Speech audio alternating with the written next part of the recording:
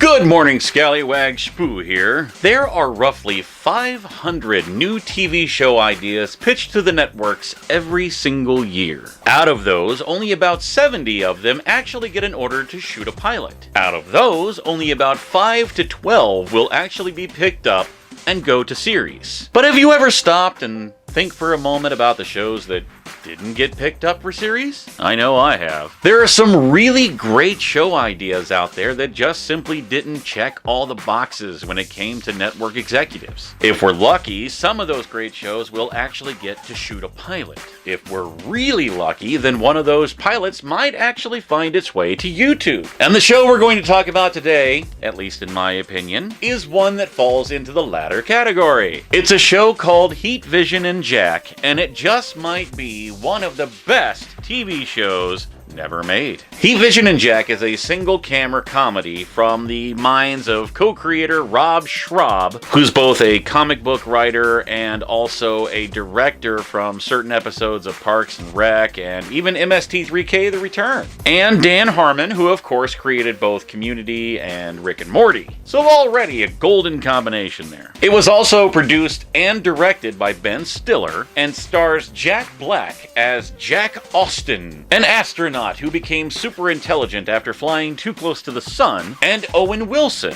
Jack Austin's unemployed roommate, who is now a talking motorcycle. Wow. Don't worry, I'll explain. The show was made in 1999, so just picture for a moment the humor of, Ben Stiller, Jack Black, Owen Wilson, all of these guys from around that time period. Think Zoolander meets Knight Rider meets Renegade meets The Incredible Hulk TV show, I guess? Sort of. But even if all of that sounds like it would be an absolutely magical combo, that is assuming that you like those guys and their humor from that time period, the show was unfortunately pitched to Fox, where any show with potential goes to die. So it was never picked up for series. It has, however, since actually gained quite a bit of a cult following. And in fact, since about 2007 up until now, Rob Schrab says that he actually has a script for a film version of Heat Vision and Jack, so there may still be some amount of hope. Or it might actually end up being the first thing to make it onto this show twice. Only time will tell. But okay, enough background. Let's take a look at Heat Vision and Jack, possibly one of the best TV shows never made. We open with a bit of an intro from Ben Stiller. He explains that he actually used to have a show on Fox and they absolutely hated him and wanted him gone. That is until he won an Emmy. Now, of course, they want anything that his brilliant mind can come up with. So he introduces us to the show and its premise, and he explains that there will be some special effects involved in the show that will rival a certain Star Wars movie that everyone's been going on and on about. Of course, this came out in 1999, so The Phantom Menace was all the rage.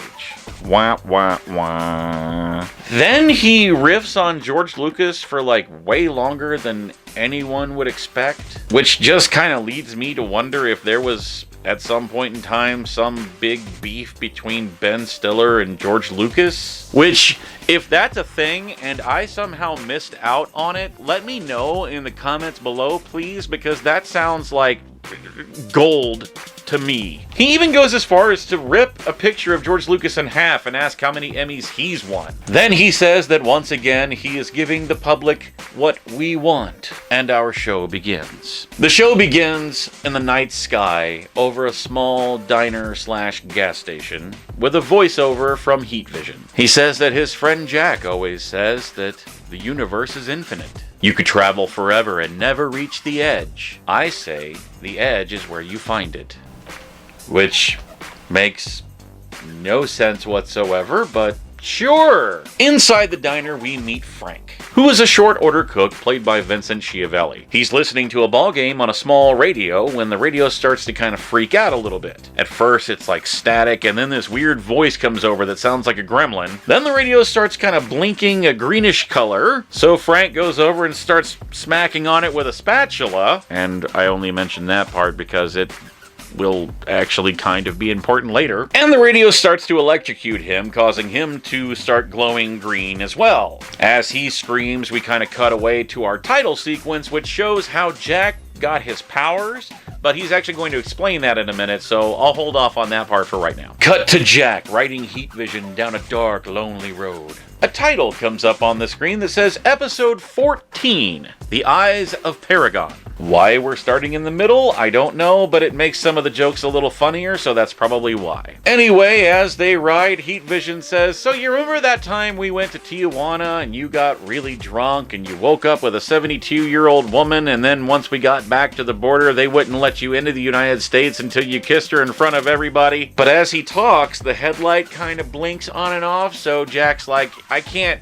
see when you're talking, so can we just be quiet? Back at the diner. Nice transition, right? I know. There's a waitress named Patrice. At least IMDb says that her name is Patrice, but they never actually say that in the show, so that's gonna be interesting here in a little bit as well. But anyway, Patrice, she's yelling back as she's cleaning up out in the dining room. She yells back and tells Frank that he can close up the grill. Frank comes around the corner and says that ape woman's kind is a disease. That's my Paragon impression. Hope you like it. He says to call him Paragon, call him Master, and all monkey sluts will be absorbed. Then he lowers his glasses and his eyes start turning green and making a little warbly sound, and Patrice starts screaming. We cut away. A short time later, Jack and Heat Vision pull into the exact same diner/gas station. Jack goes inside to pay for the gas that he's currently putting into Heat Vision, only to find the scene that was left over from,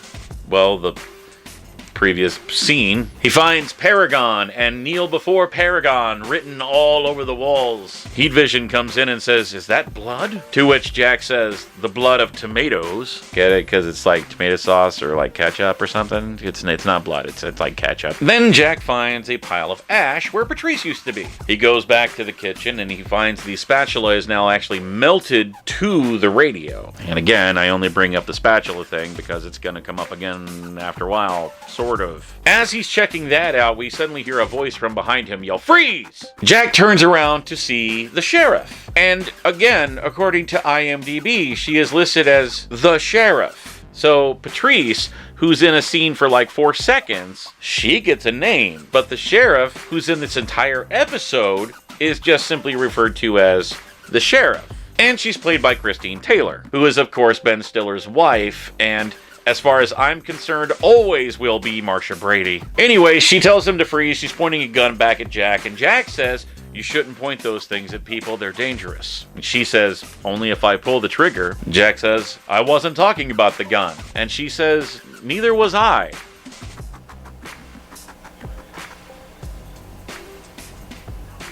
So many questions. Anyway, thinking that Jack killed Patrice, she arrests him and takes him back to the station. He explains that he's not a criminal, but he cannot tell her his name. To which she then suggests, well, we'll just call your employers NASA. And he says, no, you can't call them. You'll put us both in grave danger. So to stop her from calling, he gives his backstory.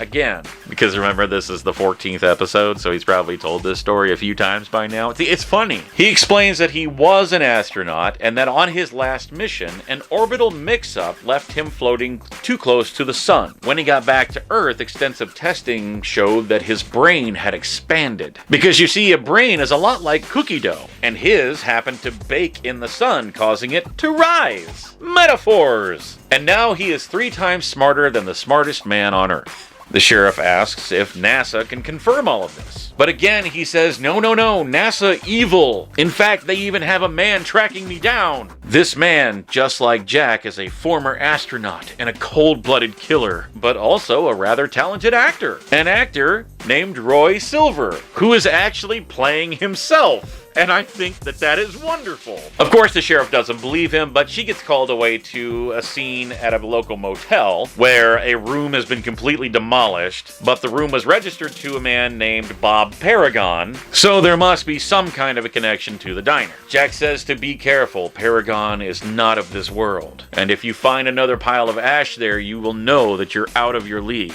So the sheriff is like, well then I suppose that's when I would come back for your help, right? And Jack says, oh no, I won't be here. Once the sun comes up, there will be no jail that can hold me. Which is the first kind of like problem that I had here, because I mean, up to this point, he's done some things that seem pretty smart, but apparently he only becomes intelligent when the sun comes up. I mean, I know that this is just some cheesy comedy show from the late 90s, and I probably shouldn't think too much into it, but, I mean, consistency here. You know, is that too much to ask? Anyway, she says, well, you might be able to break out of there, but good luck getting past Gary. Points over to the security dog, who starts growling, and she says, I don't feed him very often, so good luck. She gets to the motel, and sure enough, there's more ash there. In fact, there's a coroner there who is testing one of the piles of ash, and he says that it's actually made up of human material. And she suggests that someone has completely dehydrated 6 local missing prostitutes. Apparently Paragon likes his women. Suddenly Ron Silver shows up, and of course the coroner says that he's a big fan of Time Cop, which aren't we all? Ron Silver says that he's looking for Jack Austin because Jack Austin is a very dangerous man. He says that Jack was actually a test subject as they were testing the effects of zero gravity on the mentally ill. Meanwhile, back at the jail, the sun comes up and Jack uses a dog whistle, which,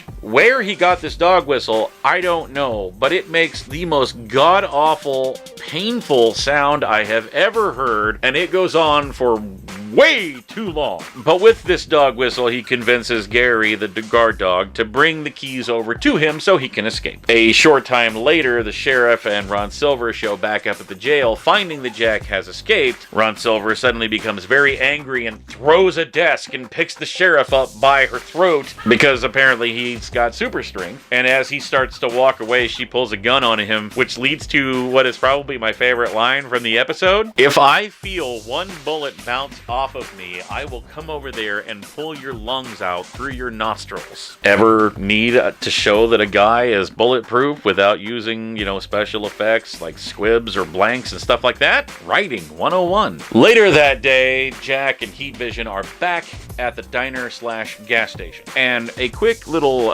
interlude here. I don't know that it's actually happened at any point in the video so far. I don't think so, but I could be wrong. But I keep wanting to call him Heat Wave instead of Heat Vision. So if I accidentally say Heat Wave at some point in time, just know that I mean Heat Vision. Okay, moving on. Jack actually figures out how Paragon became Paragon just in time for Paragon to show up. He attacks Jack and he starts using his little eye thing on him until Heat Vision comes over and knocks him off of Jack. He saves the day until Paragon pushes him over because he's a motorcycle. Pushing him over renders him completely, you know, helpless. It's comedy. Funny. He attacks Jack again, but then the sheriff shows up and Paragon escapes. She tells Jack that Ron Silver has managed to track him down, so they go off to hide at the sheriff's grandmother's house. While at the grandmother's house, the sheriff asks Jack, how long did it take you to build Heat Vision? He's so human-like. And Jack explains, oh, I didn't build him. He's an accident, just like me. And we get another flashback scene, and Jack explains that NASA had him locked up for all these tests when he got back to Earth, and then he found out that they were going to remove his brain once they found out that he was super intelligent. So he escaped, and on his way out, he phoned his roommate Doug to come and pick him up. And just as Jack ran through the door and was about to hop on to Doug's motorcycle, Ron Silver shows up behind him and shoots this ray at him, which he manages to dodge, but it accidentally ends up hitting Doug, fusing him with the motorcycle. And Jack says that that day, Doug died and Heat Vision was born. The sheriff asks if he ever gets tired of running, which leads to a short and yet somehow awkward and funny love scene. It's a TV show, so you don't really get to see much. They just kind of...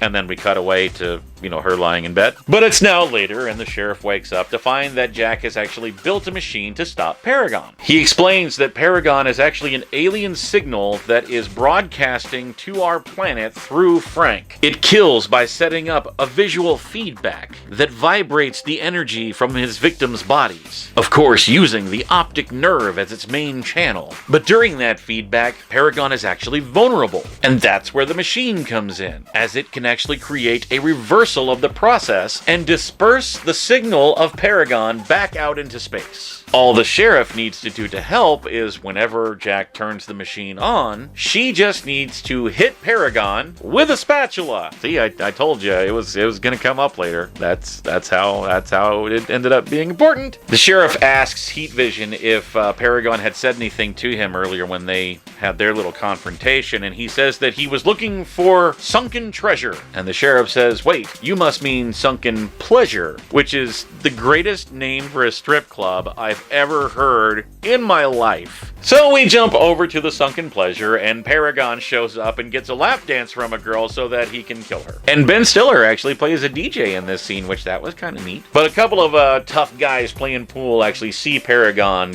killing the strippers, and so they go over to beat up Paragon. And of course he kills them as well. Just before Heat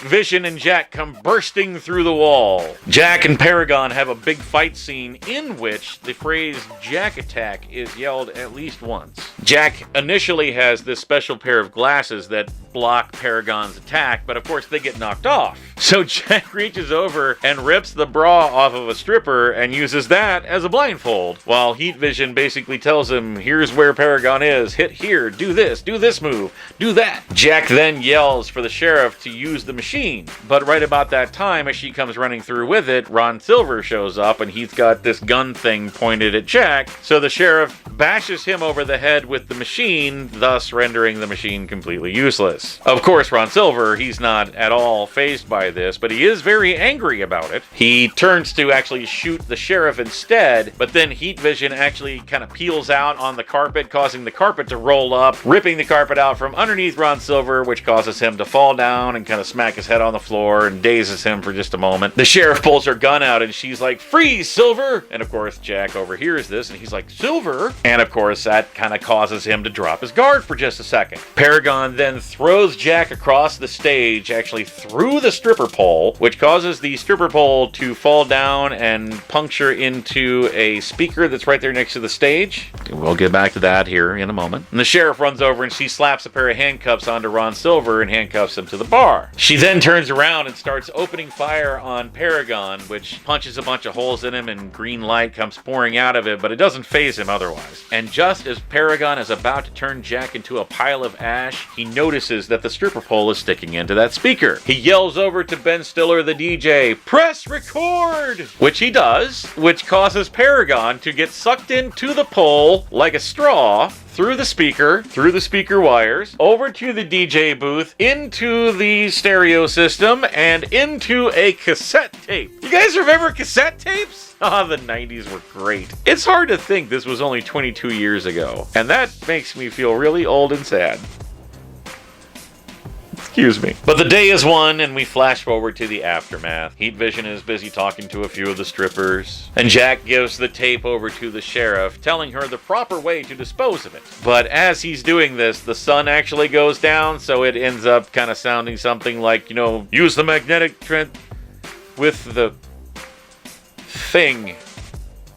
Just throw it away. The sheriff tries to convince him to stay, saying that she'll help him. But Jack explains that during his travels, he's tried to make friends or open up to women, and they've all died. So he just has to keep on moving. And with that, he and Heat Vision are back on the road. The sheriff goes back to arrest Ron Silver, but he's gone. We cut to Ron Silver, who's driving down the highway and talking to somebody on the phone, saying that he's just one step behind Jack. And he says that, Jack, you can't run from death, from your shadow, from Ron Silver. And as Heat Vision and Jack ride off into the sunset, we get another voiceover from Heat Vision. He says, "My friend Jack always says that Earth's shape is man's curse, because we can never reach the horizon. I say a round planet is a gift. We can move forward forever and find a different horizon every week." Which is kind of beautiful. Cheesy as hell, but beautiful.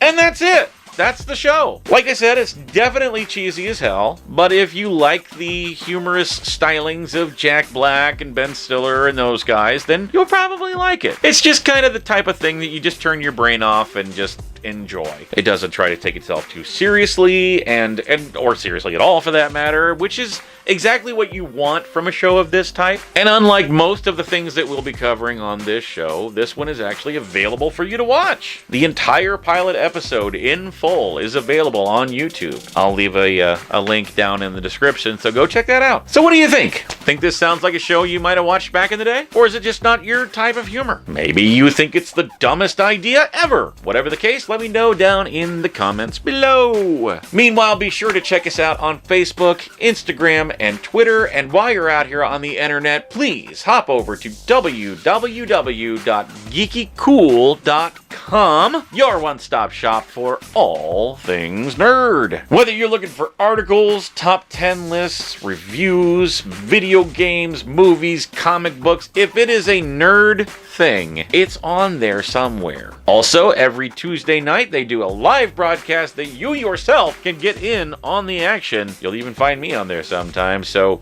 definitely check that out as well. They are also available on Facebook and on YouTube, so please go show them some love. Again, that is www.geekycool.com. Tell them the Skallywags sent you. That's going to wrap it up for this week, guys, so please be sure to like and subscribe, share the video around, and invite others to it. Definitely subscribe. We do videos here every Monday through Friday. All sorts of different shows for you, so a little bit of variety, something for everybody. And most importantly, please drop us a comment. Let us know what you would like to see next on the best movies or TV shows never made. Thanks for watching.